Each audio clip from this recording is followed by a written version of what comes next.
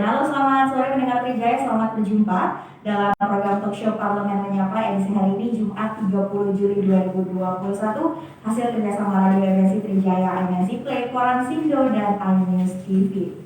Pendengar Trijaya, COVID-19, virus yang menjangkit Indonesia dan juga seluruh dunia sejak akhir 2019, di mana sudah menjadi permasalahan global yang harus segera diatasi karena intensitas dampak negatif dirasakan oleh semua aspek kehidupan dan lini masyarakat, mulai dari kesehatan, sosial, ekonomi, dan banyak lagi. Kondisi kesejahteraan masyarakat juga dipertanyakan, apakah terpenuhi atau tidak.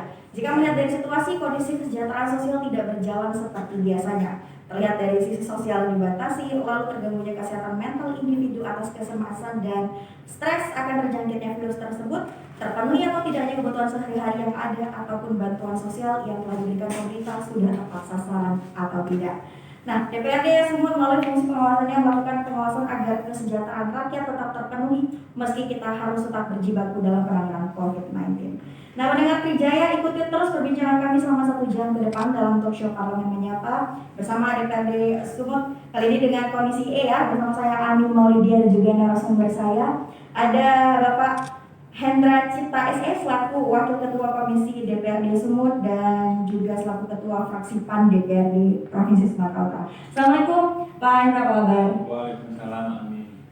Kawannya apa ya, sepupu saya. Ya kebetulan saya dengan sepupunya Pak Hendra ini satu kampus. Jadi yang di sini KKN juga. Oke.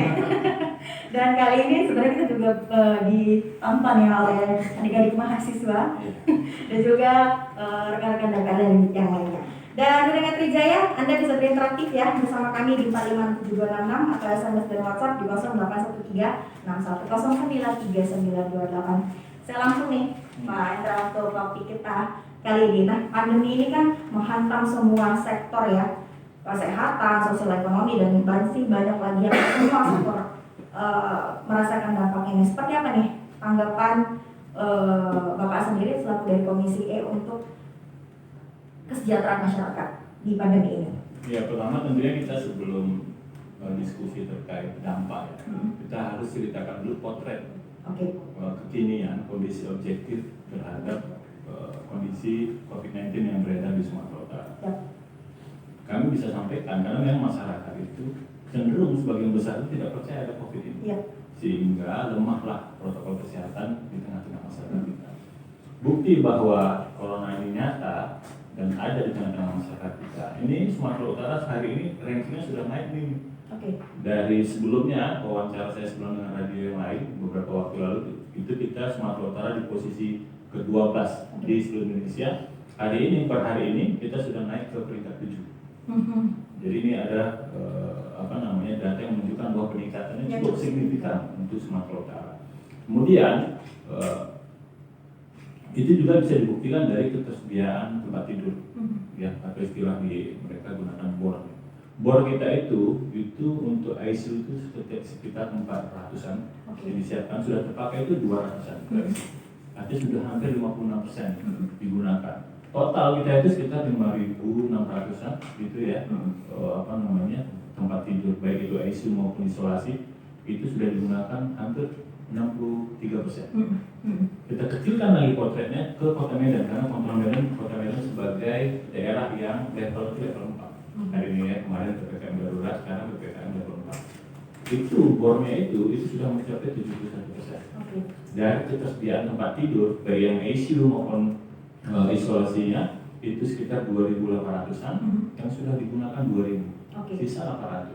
Artinya ini kita harus waspada, ada gejala peningkatan kasus yang ada di Sumatera Utara.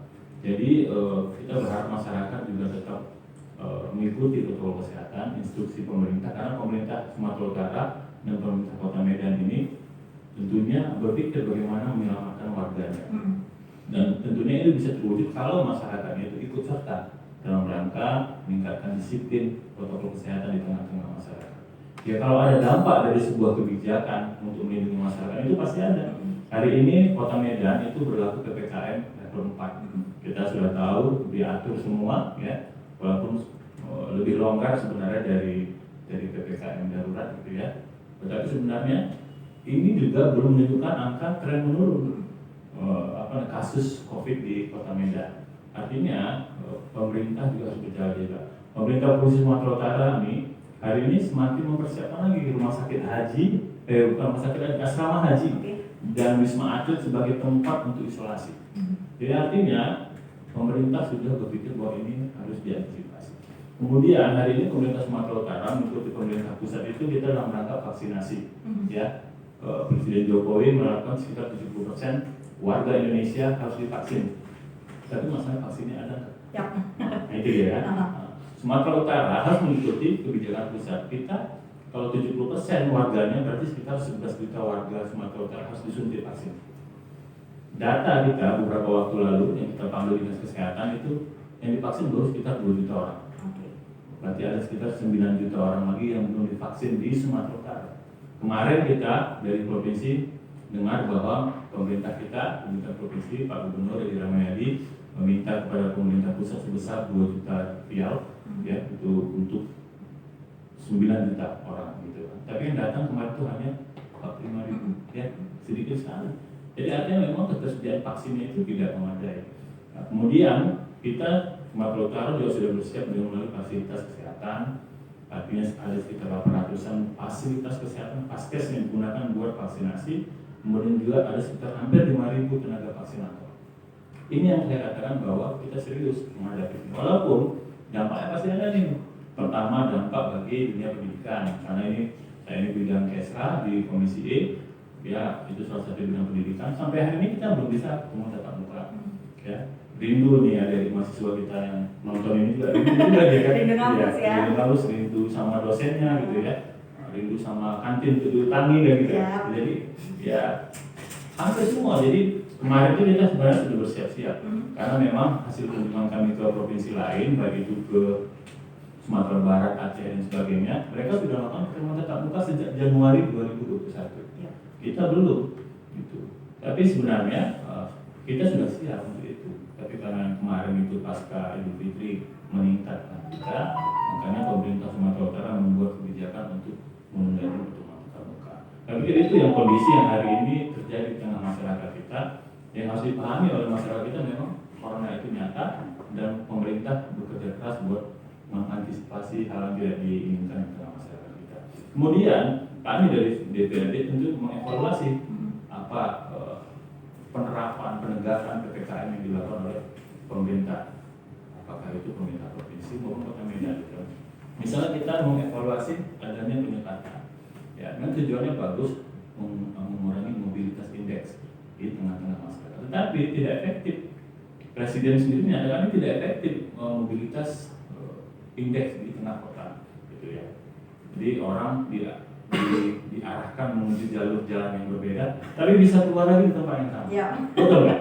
Jadi saya ngerti muter aja sebenarnya. Muternya jauh, apa? Ini muternya hanya contohnya depan kita ini aja, ya, depan area duta sudah ditutup ya, tapi bisa jalan dari samping area duta itu keluarnya di depan Pemko Medan. Lurusan. Jadi ini nggak masuk akal kebijakan seperti ini. Jadi kalau memang harus disekat, harus isolasi saja Kota Medan dengan seketat-ketatnya. Ya, kemudian kenapa itu terjadi? Kan sudah ditutup nih sekolah, usaha sudah ditutup 100% bekerja di rumah, gitu kan.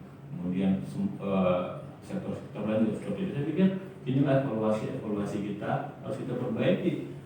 Kita nih agak lucu nih, sejak 2020 ketika pandemi ini ada, kita kenal ada PSBB, ya, kemudian ada macam-macam, ada PPKM mikro. Kemudian kemarin PPKM darurat, hari ini ada PPKM level 4, level 3, ini istilah-istilah yang semakin membingungkan masyarakat sebenarnya.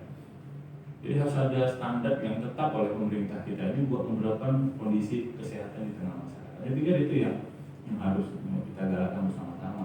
Oke, baik. Nah, untuk itu Pak Hendra, apa sih hal-hal yang memang perlu diperhatikan sekali ini supaya kebijakan yang sudah Bapak sebutkan tadi memang bisa berjalan efektif dan masyarakat yang juga tidak percaya akan corona bisa lebih aware terhadap situasi saat ini? Ya memang tentunya masyarakat ini kan harus ada sifat yang sikap yang diambil pemerintah itu dengan paksaan itu tentu harus ada, harus ada. Cuma paksaan itu kan dilakukan dengan cara yang tentunya dengan manusiawi gitu kan, misalnya penegakan disiplin, Ya kan kemarin itu ada viral kita si Rakes ya. Nah, kan kalau dilakukan dengan cara yang manusiawi tentunya masyarakat kita akan menerimanya dengan baik gitu ya. Beberapa daerah lain jauh sebelum pemberlakuan PPKM darurat itu di tempat yang sama ini saya sampaikan ke media bahwa petugas itu harus manusiawi kepada masyarakatnya. Masyarakat kita ini memang lemah disiplinnya.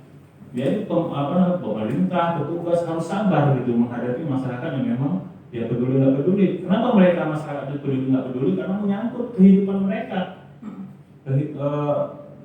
penghasilan mereka sehari-hari yang terganggu gitu kan. Ya wajar, makanya masyarakat kita itu ya harus dihadapi.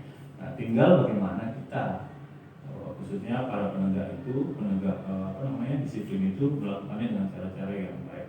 Jadi banyak sebenarnya yang kita harapkan itu semua harus bersama-sama. Kami dari DPRD juga kemarin diminta oleh beberapa teman-teman di DPRD ini ditutup saja. Saya satu orang yang nggak sepakat untuk itu karena kita ini termasuk kategori yang esensial. Itu menyangkut kebijakan publik itu harus dilakukan di sini dan pengawasan harus kita lakukan. Ya, macam mana kita kalau ini kita liburkan DPRD ini? Macam mana kita mau mengawaskan yang tadi itu PPKM, kemudian betul nggak bantuan sudah sampai nggak ke tengah masyarakat kita? Kita disuruh di rumah bantuannya belum sampai takut-takut, ya? Saya dengar juga belum maksimal nih penyaluran bantuannya. Jadi ini yang harusnya bersama-sama kami dari DPRD tentunya akan mengawasi itu. Bukan hanya untuk Medan, 100 DPRD ini kan tersebar di semua kabupaten di seluruh Sumatera Utara. Oke, nah ini kan pemberlakuan PPKM dan juga kebijakan pemerintah lainnya mengurangi mobilitas, kemudian menutup beberapa usaha yang bisa menimbulkan kerumunan, ini kan berpengaruh pada penghasilan dan pendapatan masyarakat sendiri. Seperti apa upaya dari DPRD Sumut dalam pengawasan ya supaya kesejahteraan masyarakat ini tidak terlalu terganggu dan takutnya bisa menimbulkan kemiskinan baru nih? Ya, memang dampak dari pemberlakuan ini semua kan dari sejak 2020 itu terganggunya kondisi ekonomi masyarakat kita. Kita sama-sama orang ekonomi. Kami ini anak lulusan USU nih, sama-sama kita satu alumni, ya kan. Jadi sebenarnya memang dampaknya itu mengganggu ekonomi. Ekonomi kita itu kuatnya kan di keluarga, UMKM. Kekuatan ekonomi bangsa kita ini di UMKM. Kalau UMKM kita terganggu, pastilah ekonomi kita terganggu. Saya pikir itu sudah jadi pemikiran oleh pemerintah kita, baik pusat maupun daerah. Sumatera Utara itu kemarin itu sampai defisit ya sekitar minus 1% gitu kan. Artinya kondisi keuangannya ya ditakuti gitu kan. Jadi memang dampaknya pasti ada. Bagaimana cara kita? Kami dari DPRD tentunya mendorong misalnya adanya stimulus rangsangan pada para pelaku UMKM. Banyak sekarang. Yang lalu ya, yang sudah kita lakukan misalnya memberikan bantuan-bantuan kepada pelaku-pelaku UMKM, baik sarana prasarana, permodalan, bantuan-bantuan yang lainnya sifatnya produktif, bukan bantuan yang untuk konsumtif gitu ya, bantuan yang untuk mendorong adanya peningkatan penghasilan bagi masyarakat kita khususnya pelaku UMKM. Tapi yang kita cermati ini hari ini pelaku UMKM kan sudah ada, muncul pelaku UMKM baru gitu ya, fenomena momentum gitu ya, momentum. Ya, banyak kemarin itu kita membuat masker ya yang nggak pernah buat masker gitu.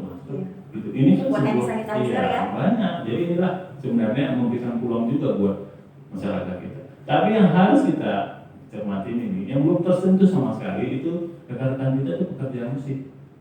Para musisi itu musisi itu mereka tidak ada karena memang mereka nggak terdata. Bagaimana pemerintah memberikan sentuhan kepada mereka itu bagaimana caranya itu bingung. Ya, penyanyi keyboard itu kan nggak ada pesta, nggak ada ini. Kemudian yang biasa MC wedding kan ya? Iya. Kalau macam kami kan ya masih bisa. Macam mereka, jadi hampir setiap hari mereka keluarkan bang kami seperti apa mendapatkan perhatian. Jadi banyak lagi segmen ataupun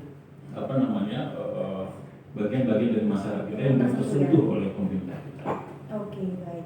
Ini masih banyak lagi yang ingin saya tanyakan nih ke Pak Hendra, tapi kita harus break dulu. Dan pendengar Trijaya, Anda kami undang ya berinteraksi bersama kami di 4567266 atau SMS dan WhatsApp 081361093938 atau bisa meninggalkan komentar, tanggapan, pertanyaan Anda melalui media sosial kami ya.